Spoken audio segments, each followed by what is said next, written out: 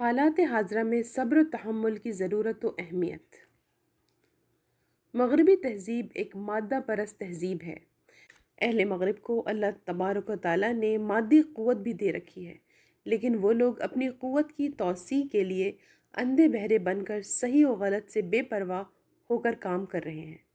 آج کل انہیں اسلام اپنی تہذیب کے لیے سب سے بڑا چیلنج نظر آ رہا ہے، اور اس کے مقابلے کے لیے انہیں کوئی معقول طریقہ نہیں مل رہا ہے، تو اس کے خلاف نفرت پھیلانے کے لیے نہایت مذموم اور گھٹیا طریقے استعمال کر رہے ہیں۔ خاص طور سے حضور اکرم صلی اللہ علیہ وسلم کی ذات اقدس پر رقیق حملے آئے دن ہو رہے ہیں۔ ان پر مسلمانوں کے اندر غم و غصے کا پیدا ہونا ایک فطری بات ہے۔ قرآن کریم ہماری رہنمائی کے لیے کافی ہے۔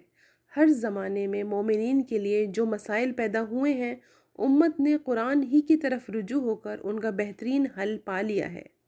آج اس مسئلے پر قرآن کریم کی روشنی میں غور کرنے سے جو باتیں سمجھ میں آتی ہیں، انہیں فرمان باری تعالیٰ کے مطابق حکمت و مصلحت کے ساتھ کام میں لانا چاہیے۔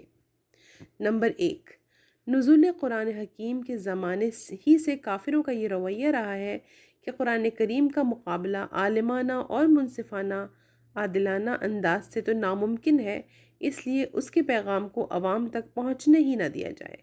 قرآن حکیم ہمیں بتاتا ہے، وقال الذين كفروا لا تسمعوا لهذا القرآن والغوا فيه لعلكم تغلبون۔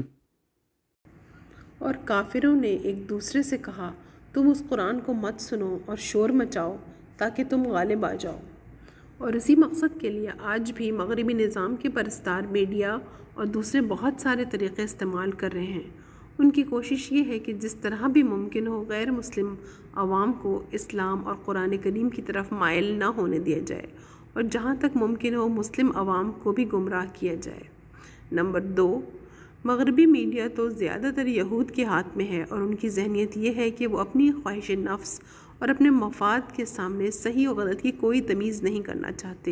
ان کی اس ذہنیت کو صاف الفاظ میں قرآن کریم نے یوں بیان کیا ہے، أَفَكُلَّمَا جَاءَكُمْ رَسُولٌ بِمَا لَا تَهْوَىٰ أَنفُسُكُمُ اسْتَكْبَرْتُمْ فَفَرِيقًا كَذَّبْتُمْ وَفَرِيقًا تَقْتُلُونَ۔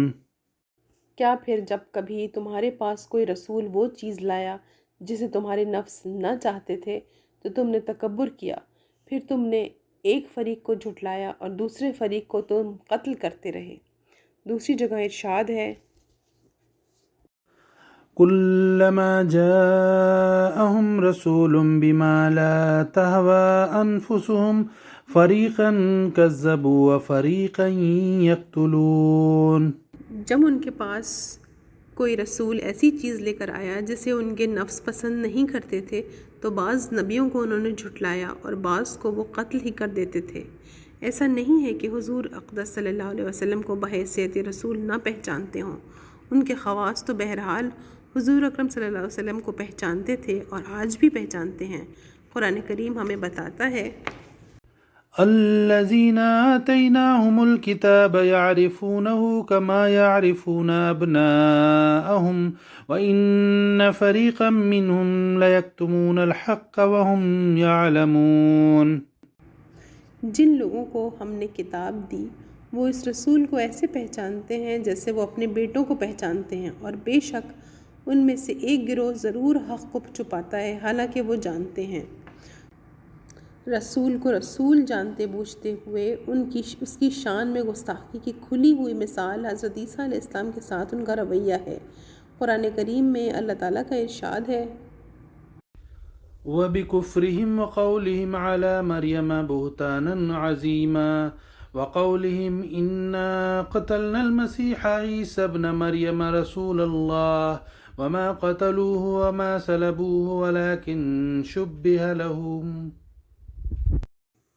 اور ہم نے ان پر لعنت کی ان کے کفر کی وجہ سے، اور مریم پر بہت بڑا بہتان لگانے کی وجہ سے، اور ان کے یہ کہنے کی وجہ سے کہ ہم نے مسیح عیسیٰ ابن مریم اللہ کے رسول کو قتل کیا، حالانکہ انہوں نے نہ انہیں قتل کیا اور نہ انہیں سولی پر چڑھایا، بلکہ انہیں شبہ میں ڈال دیا گیا۔ حضرت مریم علیہ السلام اور حضرت عیسیٰ علیہ السلام اور ساتھ ہی دوسرے انبیاء علیہ السلام پر انہوں نے جس طرح تہمتیں لگائی ہیں کسی عام انسان پر بھی کوئی شریف انسان نہیں لگا سکتا۔ بنی اسرائیل کی تاریخ اس طرح کی حرکتوں سے بھری پڑی ہے۔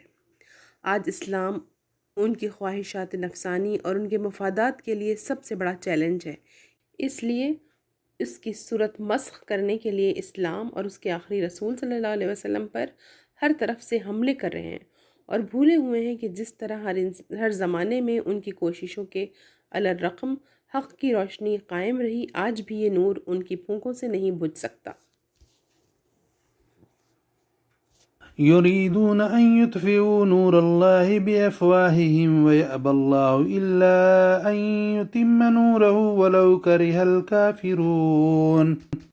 وہ چاہتے ہیں کہ اللہ کے نور کو اپنے منہ کی پھونکوں سے بجھا دیں، جبکہ اللہ اپنے نور کو پورا کر کے رہتا ہے، خواہ کافروں کو برا ہی لگے۔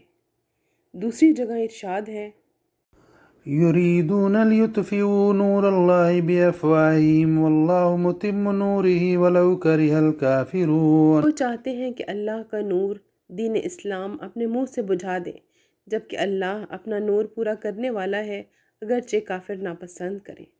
قرآن کی آیات ہر زمانے کے لیے روشنی کا مینار ہیں۔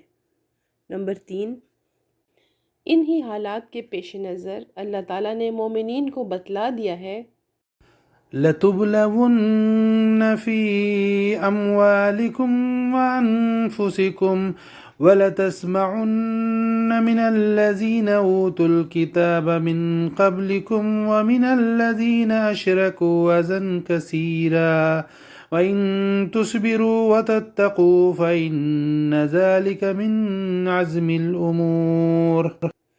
تمہیں تمہارے مالوں اور تمہاری جانوں کے بارے میں ضرور آزمایا جائے گا، اور تم ان لوگوں سے جنہیں تم سے پہلے کتاب دی گئی اور ان لوگوں سے جنہوں نے شرک کیا ضرور تکلیف دہ باتیں سنو گے، اور اگر تم صبر کرو اور پرہیزگاری اختیار کرو تو بے شک یہ بڑی ہمت کا کام ہے۔ اس کی تفسیر میں مولانا سید ابو العلا مودودی رحمۃ اللہ علیہ فرماتے ہیں، یعنی ان کے طعن و تشنیع، ان کے الزامات، ان کے بیہودہ طرز کلام اور ان کی جھوٹی نشر و اشاعت کے مقابلے میں بے صبر ہو کر تم ایسی باتوں پر نہ اتر آؤ جو صداقت و انصاف، وقار و تہذیب اور اخلاق فاضلہ کے خلاف ہوں۔